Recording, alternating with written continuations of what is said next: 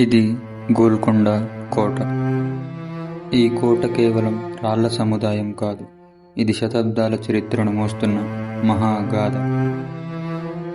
గోల్కొండ కోట మొదట 12వ శతాబ్దంలో ప్రారంభించబడింది. కాలక్రమేణా మట్టి కోట కాస్త సుల్తానుల ప్రమేయం వల్ల శక్తివంతమైన కోటగా మారింది. ఈ కోటకి ప్రధాన ద్వారము బాలా హిసార్ దర్వాజా.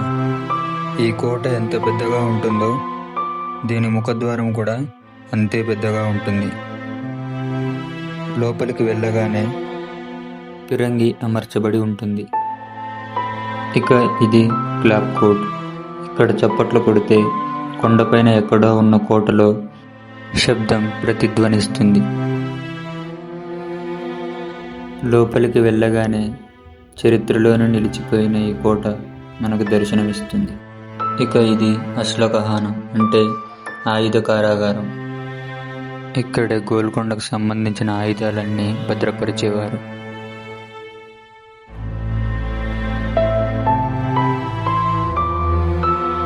ఇక ఇది రాణి మహల్.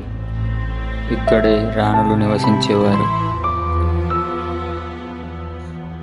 ఈ గోల్కొండ కోట గోడలు ఎంత ఎత్తుగా ఉన్నాయంటే శత్రువులకు సైతం ఈ గోడలను దాటుకొని లోనికి రావడం అసాధ్యం. కోట వైపు సాగుతున్న నా ప్రయాణం ఈ కోట యొక్క చరిత్రను తెలుసుకోవాలన్న కుతూహలాన్ని నాలో పెంచుతుంది. ఈ గోల్కొండ కోటలోనే శ్రీరామదాసు గారిని బంధించారని స్థానికులు అంటూ ఉంటారు. ఇది చరిత్రలో కూడా ఉంది. ఈ గోల్కొండ కోట ఎంత పాతదైనా అవ్వచ్చు, కానీ చూసేవారికి మాత్రం ఏదో తెలియని కొత్తదనాన్ని కలగజేస్తుంది. ఇదే ఫిరంగి. గోల్కొండ నవాబులు శత్రు సైన్యాన్ని మట్టుపెట్టడానికి వాడిన ఆయుధాలు. ఈ ఆయుధాలు కేవలం శత్రు సైన్యాన్ని మట్టుపెట్టడానికి కాకుండా కోట భద్రతకు కూడా ఉపయోగించేవారు. ఇక్కడ చూస్తున్నారు కదా, ఇవి ఫిరంగిలైతే గోల్కొండకి మేజర్ సెక్యూరిటీ. 1, 2, 3 మొత్తం 4 ఉన్నాయి. ఎవరైనా చొరబాటుదారులు చొరబడ్డా కానీ వాళ్ళ నుండి అడ్డుకోవడానికి ఈ ఫిరంగిలు అయితే సెక్యూరిటీగా ఇక్కడ పెట్టినారు. ఈ కోట గోడలను చూస్తుంటే ఏదో సినిమాలో జరిగినట్టే అనిపిస్తుంది. కొండపైకి ఎక్కడం చాలా సులువనే అనుకున్నా మొదట, కానీ ఒక్కొక్క మెట్టు ఒక్కొక్క పరీక్షలా మారింది. ఎట్టకేలకు ఆ కోటపైకి చేరుకోవాలన్న ఆశ నాలో చావలేదు. ఈ అందమైన కోట గోడలను చూసుకుంటూ వాటి అందాన్ని ఆస్వాదిస్తూ మరియు నా ప్రయాణాన్ని కోటపైకి కొనసాగించసాగాను.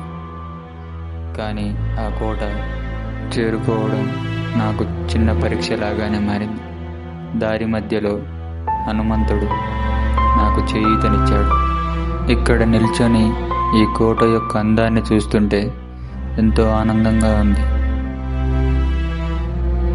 అలాగే ఈ గోడలను చూసుకుంటూ నా ప్రయాణాన్ని పైకి మొదలుపెట్టసాగాను. ఎట్టకేలకు పైకి చేరుకున్నాను. ఇక్కడికి చేరుకోగానే ఈ కోట కనిపించింది. పక్కనే ఒక గుడి కూడా. ఈ గుడి పేరు శ్రీ మహాకాళి దేవాలయం. ఇక్కడ మహాకాళి అమ్మవారు పూజించబడతారు. అమ్మవారిని దర్శించుకుని పైనుండి ఒకసారి కోటను చూశాను. అంతే, కళ్ళు చెదిరిపోయేలా ఉన్న ఈ కోట అందం నా మనసును దోచేసుకుంది. ఇది చూస్తుంటే ఒక కోట కాదు, ఒక నగరంలా అనిపిస్తుంది.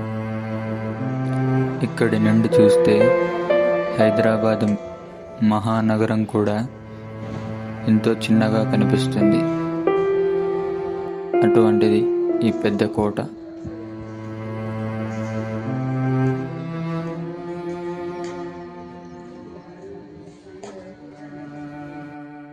ఈ కోటపై నేను నిల్చొనున్నప్పుడు నా వైపు వస్తున్న చల్లని గాలి, ఈ కోట వాతావరణం నాకెంతో ఆనందాన్ని కలిగించింది. ఈ అందమైన కోట గోడలు రాతి కట్టడాలు చూసుకొని నా ప్రయాణాన్ని తిరిగి కిందికి మొదలుపెట్టాను. అలా నేను మెట్లు దిగుతుండగా నాకు కనిపించిన ఒక అద్భుత దృశ్యం ఇదే, ఇబ్రహీం మసీద్. ఈ మసీదు గోల్కొండ నవాబుల యొక్క దైవత్వాన్ని సూచిస్తుంది. తిరిగి నేను కిందికి ప్రయాణం మొదలుపెట్టిన తరువాత నాకు కనిపించిన ఈ అద్భుతమైన బావి నన్ను ఎంతగానో ఆకట్టుకుంది. ఈ నీరు చూడడానికి ఎంతో పచ్చగా మరియు స్వచ్ఛంగాను కనిపిస్తున్నాయి. ఈ ప్రయాణాన్ని ముగించుకొని వెళ్తున్న నాకు ఈ గోల్కొండ కోట గోడలు, వాటి చరిత్రను, నవాబుల జీవన శైలిని మరియు గోల్కొండ వైభవాన్ని నాకు పరిచయం చేశాయి. ఈ గోల్కొండ కోట పాతదేవచ్చు, కానీ చరిత్రలో నిలిచిపోయింది. ఇక్కడున్న ప్రతి ఒక్క గోడ ఒక చరిత్ర, ప్రతి ఒక్క భవనము ఒక కథ. ఇక్కడ జీవించిన ప్రతి ఒక్క నవాబీలు యొక్క చరిత్రకు నిదర్శనం.